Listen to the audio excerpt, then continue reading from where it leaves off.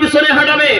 কারণ যেমন রাখাল গরু চড়ায়, আল্লাহু আকবার বলেন, যেমন রাখাল এদিকে ডাইনে বামে যখন ইশারা দেয়, যখন আমি রাস্তা ভুলে যাব, পেছন থেকে তুমি আমার ডাইনে কি বামে বা সোজা যাইতে হবে, তুমি একটু আমারে সিগন্যাল দেবে।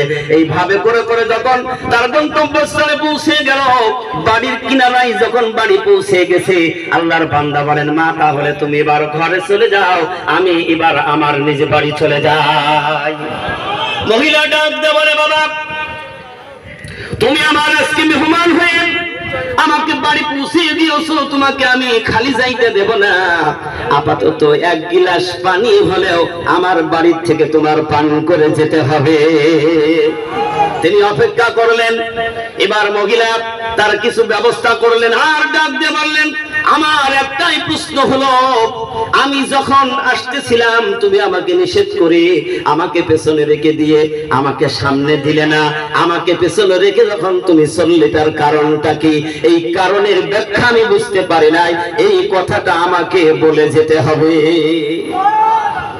আল্লাহর বান্দা বলেন, ও মা তুমি যুবক আর তুমি যুবতী আর আমি যুবক, কত বড় ঈমান হয়ে গেছে, কত বড় মন মস্তিষ্কের পরিবর্তন হয়ে গেছে। বললো, তুমি যুবতী আর আমি যুবক, তুমি হেঁটে যাবে আমার আগে আগে, আর পিছন থেকে তোমার চেহারাটা, তোমার শরীরটা আমার নজরে পড়বে, আর ওই চেহারা দেখে না জানি শয়তান হলো মানুষের চির দুশমন, ওই শয়তান আমার মনের মধ্যে ওয়াসওয়াসা দিয়ে আমাকে ধ্বংস করে দিতে পারে, আমি ঈমান থেকে দূরে সরে যেতে পারি। এই জন্য মা আমি তোমার আগে যাইতে দেই নাই, এই জন্য আমি তোমার আগে গেছি আর তুমি আমার পিছনে। একটু চিৎকার দিয়ে বলি সুবহানাল্লাহ।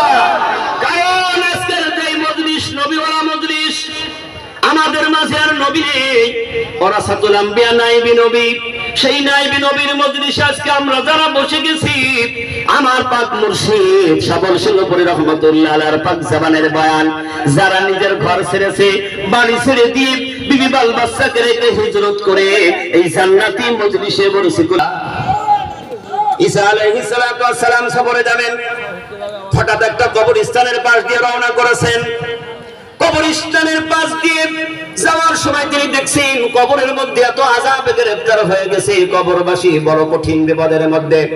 ঈসা পয়গম্বর তিনি কবরের পাশে দাঁড়িয়ে একটু আল্লাহর কাছে দোয়া করে চলে গেলেন, আল্লাহ এই কবরবাসী কি অন্যায় অপরাধ করেছে তুমি ছাড়া আর পৃথিবীর কেউ জানে না, আল্লাহ যদি তুমি মাফ করে দিতে পারো তাহলে মাফ করে দিও। এই দোয়া করে তিনি চলে গেলেন। আবার সফর থেকে যখন ফিরে আসছেন, ফিরে আসার পথে দেখলেন যে কবরওয়ালা যত মানুষ এই কবরের মধ্যে আছে সবগুলি জান্নাতের বিছানায় ঘুমিয়ে গেছে।